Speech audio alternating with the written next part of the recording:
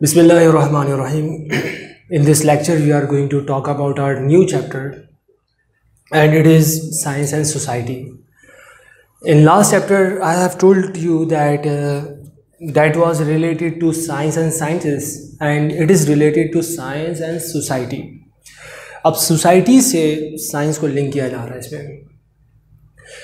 First of all, if we talk about this point, which is the initial point of this chapter, in this point, writer focused on three features which have marked on the astonishing progress of science.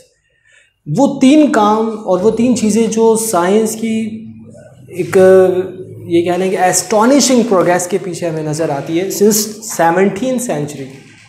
So उसके हवाले से writer ने इसमें बात की है.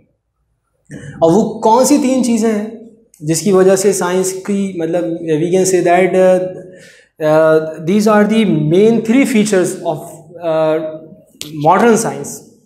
सो वो कौन कौन सी हैं उसके हवाले से इसने बताया है कि first we can see that scientific attitude of mind.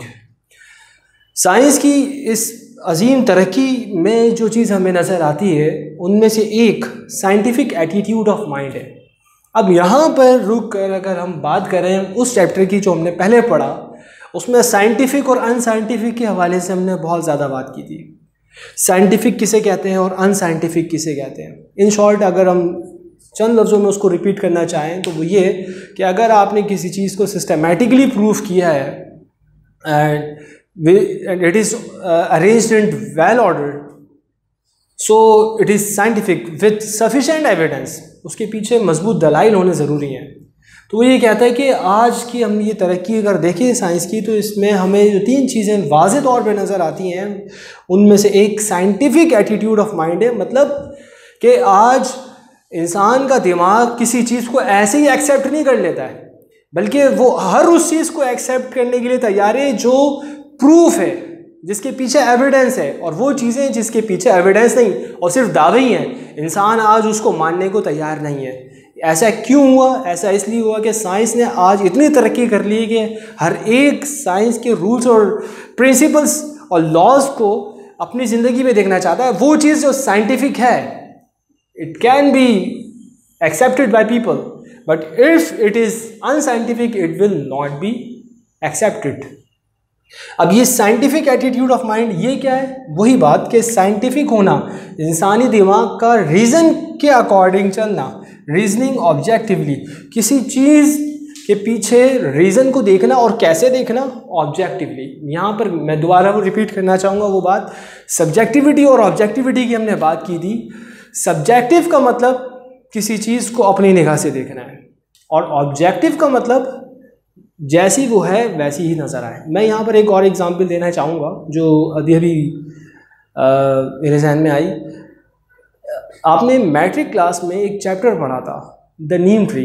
वो एक पोम थी और उसके अंदर राइटर ने नीम ट्री को ऐसे ये कह लें कि पोर्ट्रे किया है, इस तरह हमारे सामने पेश किया है जैसा उसने खुद देखा.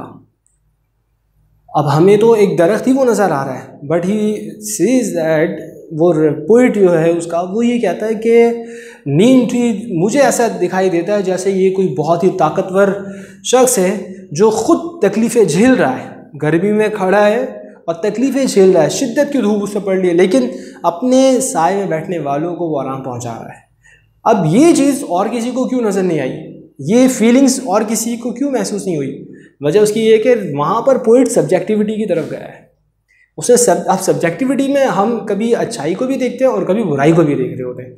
खुद से अच्छाई को ऐड कर दिया या तलाश किया अच्छाई को, या बुराई को तलाश किया या खुद से बुराई को उसमें ऐड कर दिया. तो ऑब्जेक्टिविटी ये है कि जैसी वो चीज़ सबको नज़र आ रही है ऐसी आपको भी नज़र आए.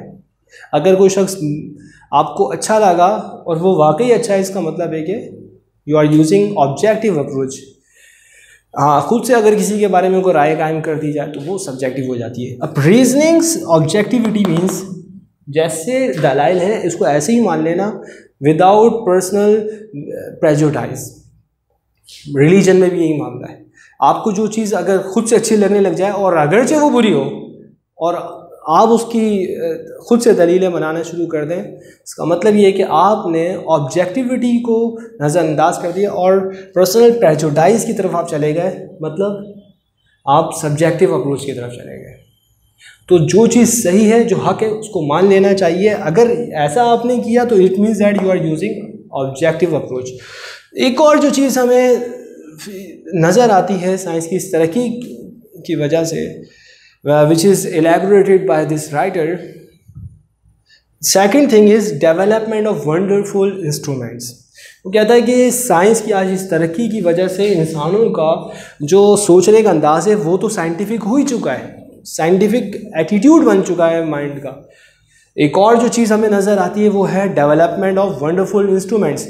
अब ये जो आला तरीन ईजाद हो चुकी उन आलात की, इंस्ट्रूमेंट्स की जो पहले नहीं थे, उससे हमें क्या फ़ायदा हुआ? उससे फ़ायदा ये हुआ कि अब हमारी जो कैलकुलेशन है और जो हमारी रीडिंग है किसी चीज़ के बारे में वो और भी ज़्यादा अथेंटिक हो गई, और उसके अथेंटिक होने की वजह से हम और ज़्यादा तरक्की की जानिब, और ज़्यादा रिसर्च, और ज़्यादा ये कह लें कुदरत के सीक्रेट्स को जानने की तरफ चले गए।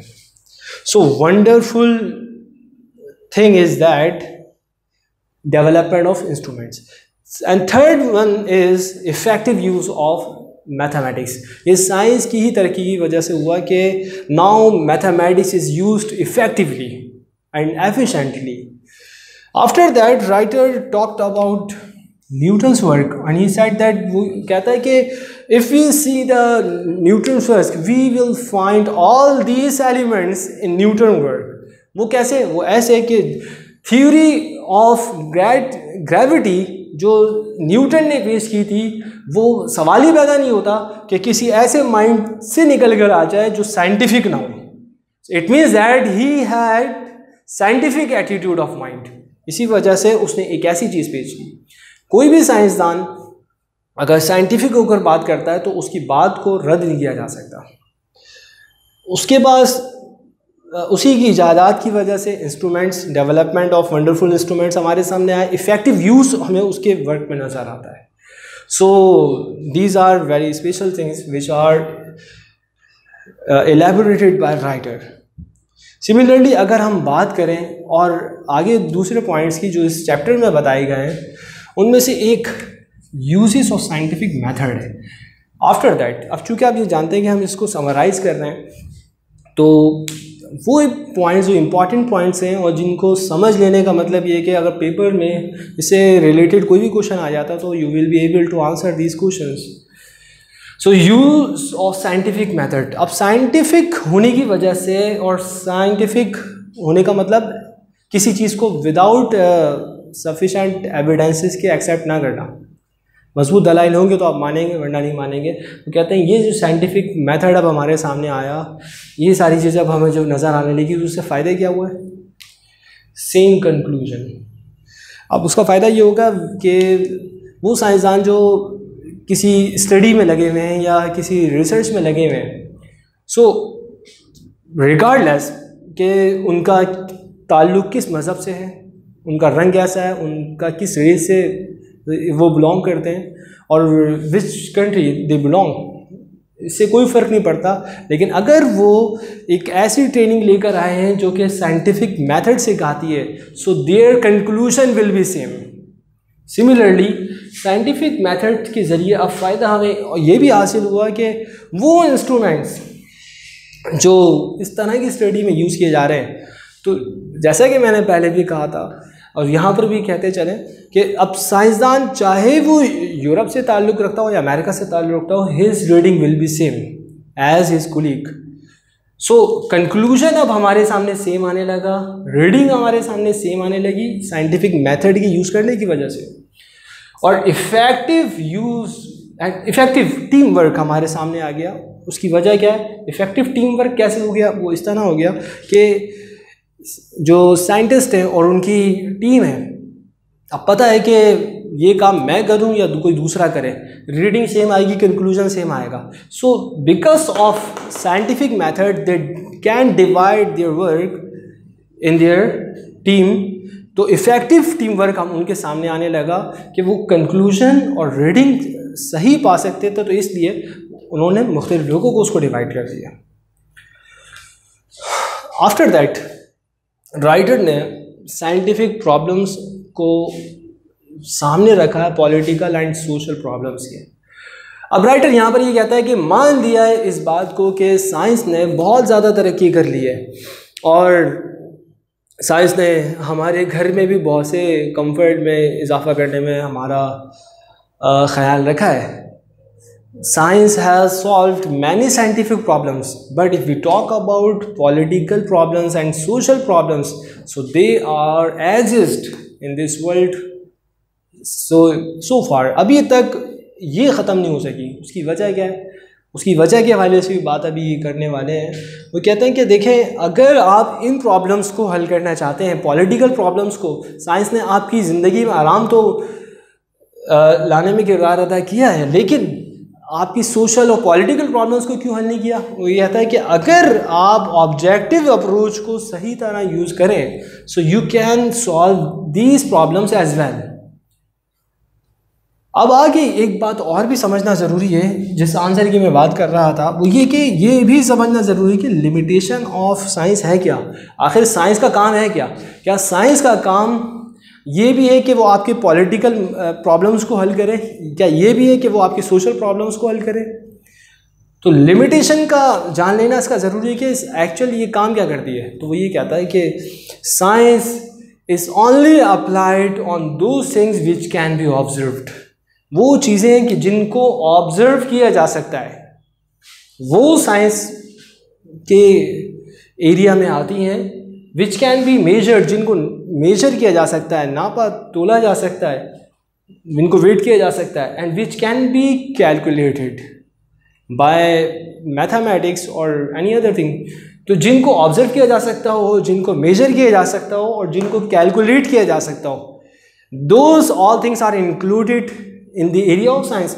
वो साइंस उन्हीं चीज़ों को डील कर सकती है। और रही वो बातें कि जिनको मेजर भी नहीं किया जा सकता, जिनको ऑब्जर्व नहीं किया जा सकता फिजिकली, जिनको कैलकुलेट नहीं किया जा सकता, साइंस उसके हवाले से बात नहीं कर सकती। यहाँ पर रुक कर एक बात को समझ लेना बहुत ही ज़्यादा इम्पॉर्टेंट है। वो ये कि अगर हम इस दुनिया में देखें तो दुनिया में हमें मटीरियलिस्टिक थिंग्स भी नज़र आती हैं और इसी तरह इस दुनिया में स्पिरिचुअलिज्म का भी एक वजूद है। सो वो चीज़ें कि जिनका ताल्लुक फिज़िकल से है, मतलब वो मेजर फिज़िकल चीज़ों को ही मेजर करेगी साइंस, लेकिन वो चीज़ें कि जिनको देखा ही नहीं जा सकता, सिर्फ जिनको महसूस किया जा सकता है, साइंस का ताल्लुक उनसे नहीं है। अब रही बात ये कि खुशी किस तरह हासिल हो, गुडनेस, भलाई कैसे हासिल हो, लव को कैसे बढ़ाया जा सकता हो, तो साइंस ने अभी तक कोई ऐसा फार्मूला ईजाद नहीं किया कि वो आपकी इन मामलात को भी डेवलप कर सके, वैल्यूज़ को बढ़ा सके, स्पिरिचुअलिज्म को बढ़ा सके, फ्रेंडशिप और अच्छी हो जाए साइंस के ज़रिए, या ये कह लें कि जो नेचुरल ब्यूटी है या जस्टिस अदल है और इस तरह की और भी बहुत सारी चीज़ें, तो साइंस इनसे डील नहीं कर सकती। यहाँ पर मुझे एक बहुत ही मशहूर बात याद आई कि किसी कहने वाले ने कहा था कि बाज़ार में पैसे देकर नींद की गोली तो हासिल की जा सकती है, लेकिन दिल का सुकून हासिल नहीं किया जा सकता। तो साइंस जिस चीज़ से डील करती है वो मटेरियलिस्टिक है। If you want to develop these things you will have to come towards religion. ये चीज़ें आपको रिलीजन ही डेवलप करके देगा। सो कंक्लूजन इज़ दैट कि आपको चाहिए कि आप साइंस सीखें। Young people must be educated in scientific subjects, but they don't ignore values. They should learn their values. उनको अपने वैल्यूज़ को भी समझना होगा, स्पिरिचुअलिज्म की तरफ भी आना होगा। साइंस की तरक्की अगरचे हमारे लिए ज़रूरी है, लेकिन हम इन चीज़ों को इग्नोर नहीं कर सकते। माँ का प्यार आपको साइंस के ज़रिए नहीं मिलेगा, बाप की जो मोहब्बत है वो साइंस के ज़रिए नहीं मिलेगी। ये वो सारी चीज़ें हैं जो इंसान के हार्ट से और उसकी रूह से कनेक्टेड होती हैं। सो आई होप कि आपको ये चैप्टर समझ में आया होगा। If you have any question regarding this chapter you may ask. Thank you very much.